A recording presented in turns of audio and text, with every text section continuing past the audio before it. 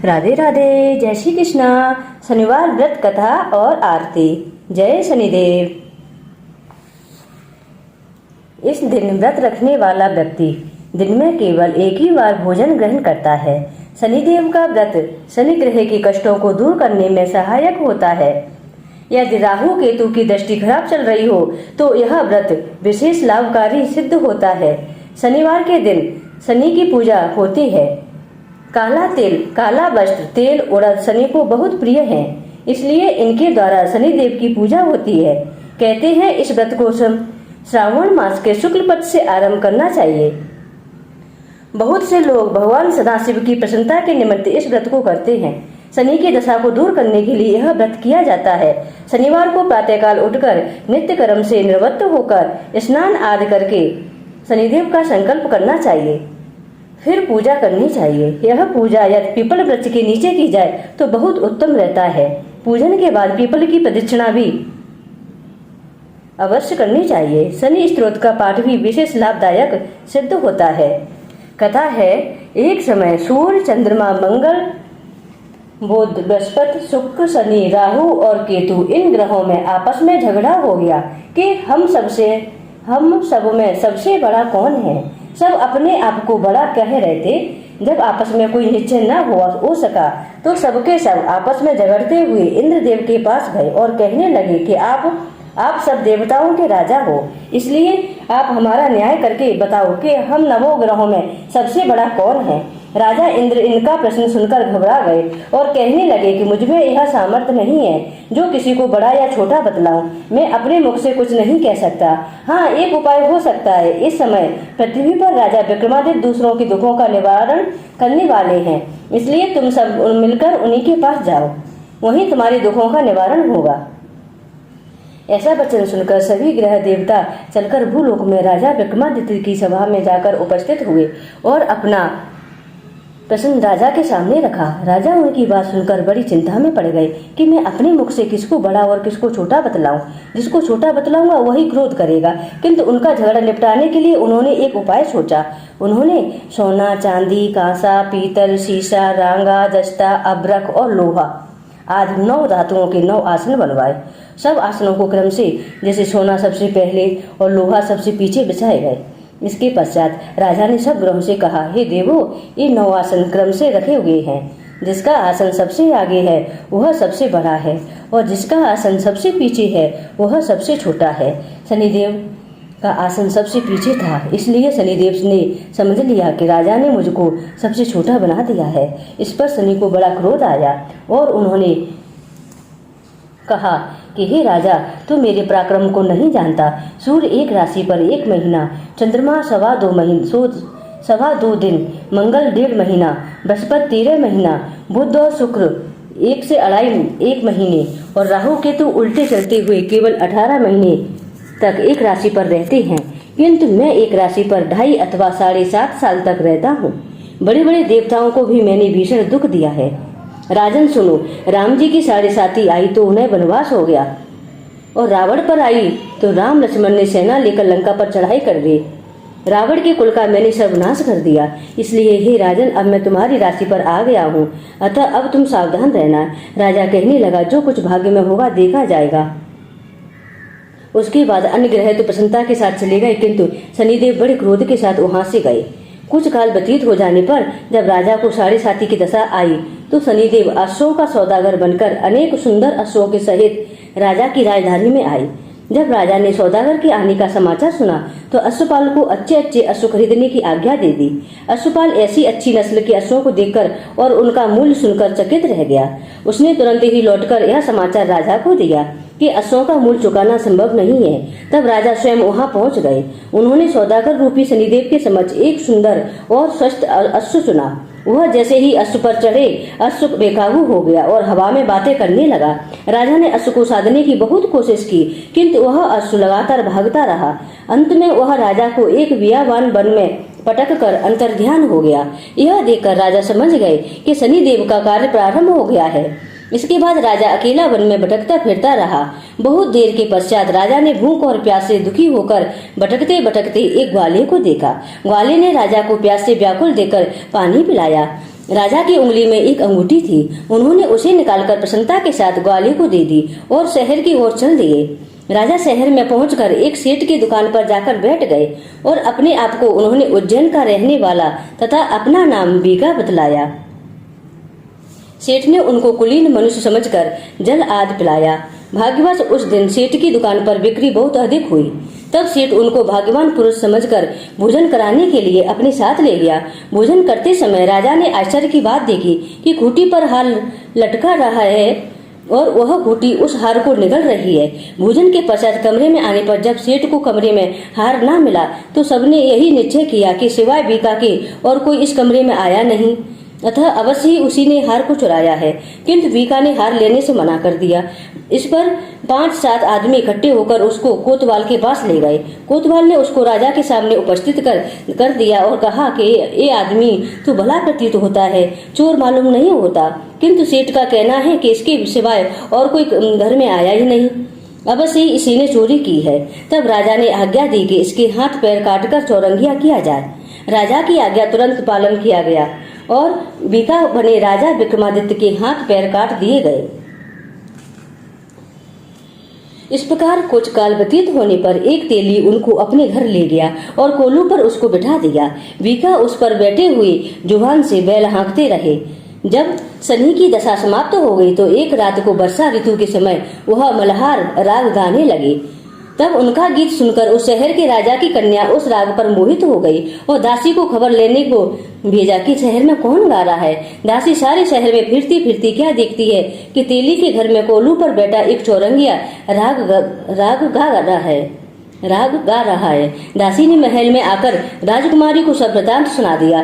बस उसी क्षण राजकुमारी ने अपने मन में यह प्रण कर लिया, चाहे कुछ भी हो जाए मैं इस चौरंगिया के साथ ही विवाह करूंगी।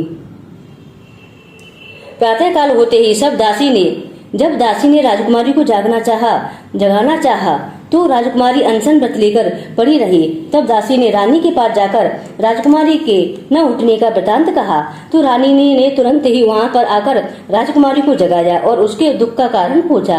तो राजकुमारी ने कहा कि माताजी, मैंने यह प्रण कर लिया है कि तेली के घर में जो चौरंगिया है उसी के साथ विवाह करूंगी। माता ने कहा, पगली ये क्या बात है, तेरा विवाह किसी देश के राजा के साथ किया जाएगा। कन्या कहने लगी, माताजी मैं अपना प्रण कभी नहीं तोड़ूंगी। माता ने चिंतित होकर यह बात राजा को बताई। जब महाराज ने भी आकर यह समझाया कि मैं अभी देश देशांतर में अपने दूत भेजकर सुयोग्य रूपवान एवं बड़े से बड़े गुड़ी राजकुमार की खोज करवाता हूँ, उत्तम राजकुमार के साथ तुम्हारा विवाह करूंगा, ऐसी बात तुमको कभी नहीं विचारनी चाहिए। कन्या ने कहा, पिताजी मैं अपने प्राण त्याग दूंगी किंतु दूसरे से विवाह न करूंगी। इतना सुनकर राजा ने क्रोध से कहा, यह तेरे भाग्य में ऐसा ही लिखा है तो जैसी तेरी इच्छा हो वैसा ही कर। राजा ने तेली को बुलाकर कहा कि तेरे घर में जो चौरंगिया है उसके साथ मैं अपनी कन्या का विवाह करना चाहता हूँ। तेली ने कहा कि यह कैसे हो सकता है, कहाँ आप हमारे राजा और कहाँ मैं एक नीच तेली। परंतु राजा ने कहा कि भाग्य के लिखे को कोई टाल नहीं सकता, तू अपने घर जाकर विवाह की तैयारी कर। राजा ने उसी समय तोरण और बंधन बार लगवाकर अपनी राजकुमारी का विवाह चौरंगिया बने विक्रमादित्य के साथ कर दिया। रात्रि को जब विक्रमादित्य और राजकुमारी महल में सोए थे तो आधी रात के समय शनिदेव ने विक्रमादित्य को स्वप्न दिया कि राजा कहो, मुझको छोटा बतलाकर तुमने कितना दुख उठाया। राजा ने क्षमा मांगी। शनिदेव ने प्रसन्न होकर विक्रमादित्य को हाथ पैर दिए। तब राजा ने कहा, महाराज मेरी प्रार्थना स्वीकार करें कि जैसा दुख आपने मुझे दिया है ऐसा और किसी को ना देना। शनिदेव ने कहा कि तुम्हारी यह प्रार्थना मुझे स्वीकार है। जो मनुष्य मेरी कथा सुनेगा या कहेगा उसको मेरी दशा में कभी किसी प्रकार का दुख नहीं होगा, और जो नित्य ही मेरा ध्यान करेगा या चींटियों को आटा डालेगा उसके सब मनोरथ पूर्ण हो जाएंगे। इतना कहकर शनिदेव अपने धाम को चले गए। राजकुमारी की आंख खुली तो उसने राजा विक्रमादित्य के साथ के हाथ पांव सही सलामत देखे। यह देखकर राजकुमारी को बहुत आश्चर्य हुआ। तब राजा विक्रमादित्य ने पत्नी को बताया कि वह कोई तेली नहीं है बल्कि उज्जैन के राजा विक्रमादित्य हैं। यह बात सुनकर राजकुमारी अत्यंत प्रसन्न हुई। प्रातः काल राजकुमारी से उसकी सखियों ने पूछा तो उसने अपने पति का समस्त वृतांत कह सुनाया। तब तब सबने प्रसन्नता प्रकट की और कहा कि ईश्वर ने आपकी मनोकामना पूर्ण कर दी है। जब उस सेठ ने यह बात सुनी तो वह विक्रमादित्य के पास आया और राजा विक्रमादित्य के पैरों पर गिरकर क्षमा मांगने लगा कि आप पर मैंने चोरी का झूठा दोष लगाया, अतः आप मुझको जो चाहें दंड दें। राजा ने कहा, मुझ पर शनिदेव का कोप था, इसी कारण यह सब दुख मुझको प्राप्त हुआ। इसमें तुम्हारा कोई दोष नहीं है, तुम अपने घर जाकर अपना कार्य करो। सेठ बोला कि मुझे तभी शांति होगी जब आप मेरे घर में चलकर प्रीतिपूर्वक भोजन करेंगे। राजा ने कहा कि जैसी आपकी इच्छा हो वैसा ही करें। सेठ ने अपने घर जाकर अनेक प्रकार के सुंदर भोजन बनवाए और राजा विक्रमादित्य को प्रतिभोज पर बुलाया। जिस समय विक्रमादित्य भोजन कर रहे थे, एक अत्यंत आश्चर्य की बात सबको दिखाई दी कि जो कुटी पहले हार निगल गई थी वह अब हार उगल रही है। जब भोजन समाप्त हो गया तो सेठ ने हाथ जोड़कर बहुत सी मोहरें राजा को भेंट दी और कहा, मेरे श्री कंवर नामक एक कन्या है, उसका पाणी ग्रहण आप करें। इसके बाद सेठ ने अपनी कन्या का विवाह राजा के साथ कर दिया और बहुत सा दान दहेज आदि दिया। इस प्रकार कुछ दिनों तक वहां निवास करने के पश्चात विक्रमादित्य ने शहर के राजा से कहा कि अब मेरी उज्जैन जाने की इच्छा हो रही है।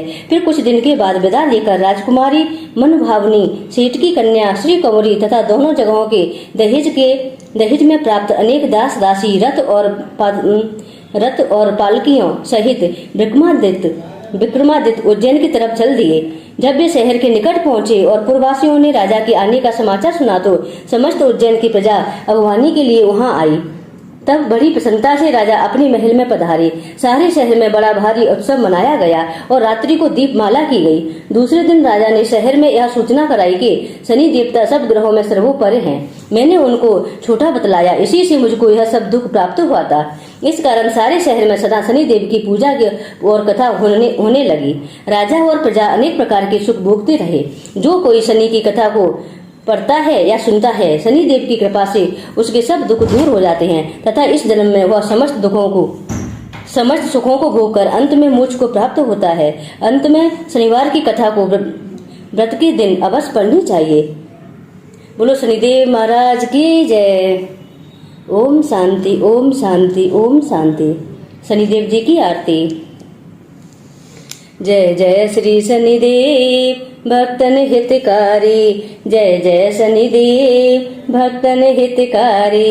सूरज के पुत्र प्रभु छाया महतारी, जय जय शनिदेव, जय जय शनिदेव भक्तन हितकारी। श्याम अंक वक्र दृष्ट चतुर्भुजधारी, श्याम अंक वक्र दृष्ट चतुर्भुजधारी। नीलांबर धार नाथ गज की यशुवारी, जय जय शनिदेव, जय जय शनिदेव भक्तन हितकारी। क्रीट मुकुट शीस सहज दिपत है लिलारी, क्रीट मुकुट शीस सहज दिपत है लिलारी। जय जय शनिदेव, जय जय शनिदेव। मुक्तन की माला गले शोभित बलिहारी, क्रीट मुकुट शीस सहज दिपत है लिलारी। मुक्तन की माल गले शोभित बलिहारी, जय जय शनिदेव, जय जय शनिदेव भक्तन हितकारी। मोदक मिष्टान पान चढ़त है सुपारी, लोहा तिल तेल उड़द महिषी अति प्यारी। देव धनुज ऋषि मुनि सुरत नर नारी, विश्वनाथ धरत ध्यान शरण है तुम्हारी, विश्वनाथ धरत ध्यान शरण है तुम्हारी। जय जय शनिदेव भक्तन हितकारी, सूरज के पुत्र प्रभु छाया महतारी। जय जय शनिदेव, जय जय शनिदेव भक्तन हितकारी। जय जय शनिदेव, जय जय शनिदेव भक्तन हितकारी। बोलो शनिदेव महाराज की जय। राधे राधे।